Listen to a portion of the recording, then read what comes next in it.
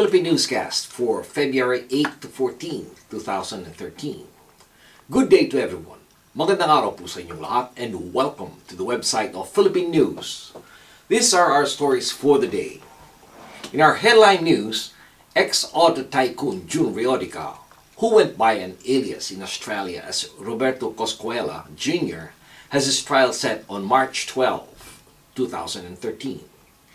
The January 29 criminal trial of disgraced former auto dealership tycoon Emiliano Jun Riotica Jr. has been postponed to March 12 to give defense and prosecuting attorneys more time to study the case as they gather and review the evidence, according to the U.S. Attorney's Office. The case will be heard before Judge Otero at the U.S. Courthouse in Los Angeles.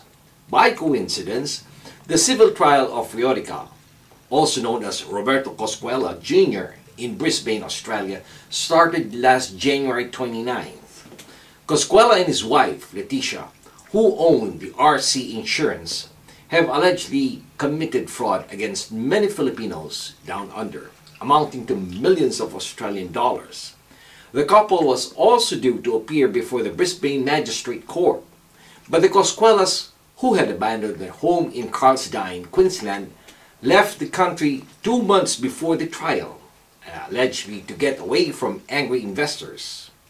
And in 1988, Riotica disappeared from a trip to the Philippines with California Governor Duke May-Jan, with angry investors at his heels.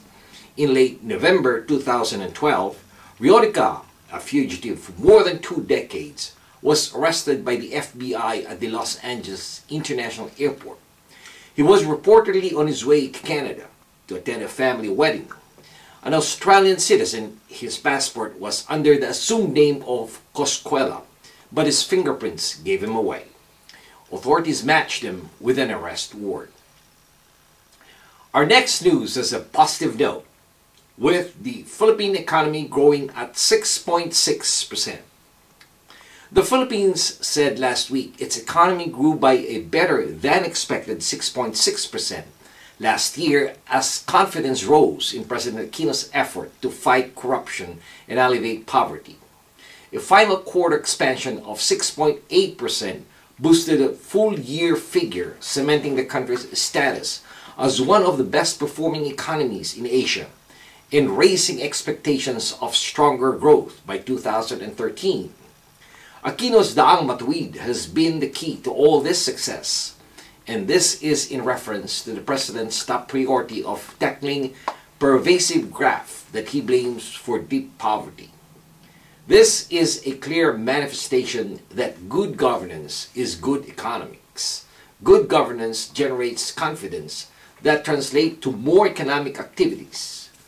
The full-year figure of 6.6% exceeds the government's target of 5 to 6% and was a big improvement from an expansion of 3.9% only in the year 2011. And on our final note, overseas worker Rogelio Lanuza was set free after 12 years in prison as Saudi Arabia spares the Filipino on death row. A Filipino sentenced to death by beheading in Saudi Arabia for killing a man he said tried to sexually abuse him is to walk free after blood money was paid to him. Rogelio Dondon Lanuza is expected to be released after more than 12 years in prison, following the Saudi government's decision to pay 2.3 million riyads, which is equivalent to $615,000, to the victim's family. According to Vice President Jejomar Binay, he is glad to announce that our compatriot has been spared from the death penalty. The remaining $245,000 of the compensation sought by the victim's family was raised by Lanuza's relatives.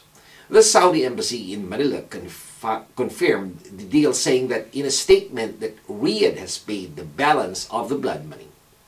Under the Saudi legal system, acceptance of blood money leads to the signing of a waiver by the family's victim, signifying forgiveness. And this has been your weekly news and review. This news has been brought to you by the premier Filipino-American newspaper here in the United States, the Philippine News. On behalf of the management and staff of the Philippine News, this is David Rodriguez signing off and thanking everyone for listening. Maraming salamat po. Have a wonderful weekend. Mabuhay po sa inyong lahat.